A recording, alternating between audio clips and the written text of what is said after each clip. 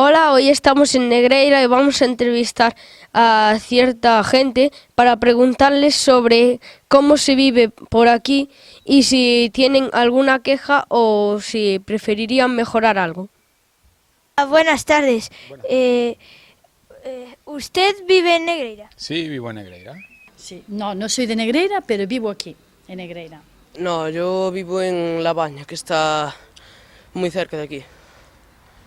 ¿Qué es lo que más te gusta de Negreira?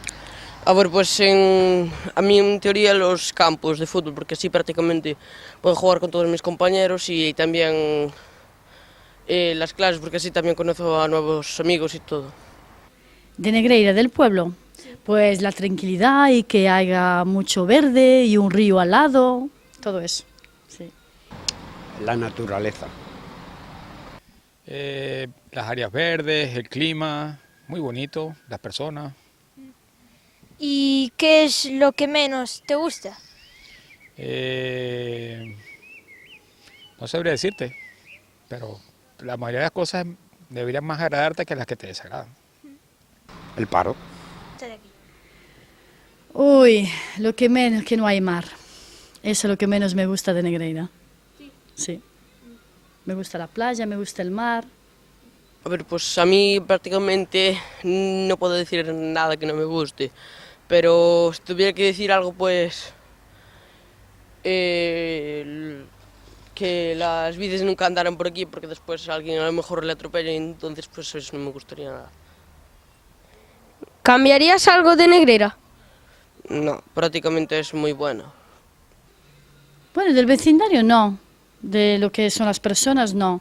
Lo del pueblo, pues que no haya bajos feos, así mal pintados o, sabes, así descuidados, eso sí que lo cambiaría. Pues no, me gusta como es. La manera de pensar de todos los que vivimos aquí sería una cosa diferente. ¿Y por qué lo dices? Porque si todos pensáramos de una manera de que todos le pusiéramos corazón a que cada cosa, en vez de criticar las cosas que están malas, apoyáramos las cosas que están buenas, veríamos las cosas de otra perspectiva. Estoy de acuerdo. ¿Y le recomendarías a alguien vivir aquí? Sí, cualquier persona que quiera vivir en un clima con una temperatura entre 12 y 15 grados aproximadamente al año, bastante lluvioso, clima estable, un lugar muy tranquilo, sí, se lo recomendaría. Muchas gracias. Sí.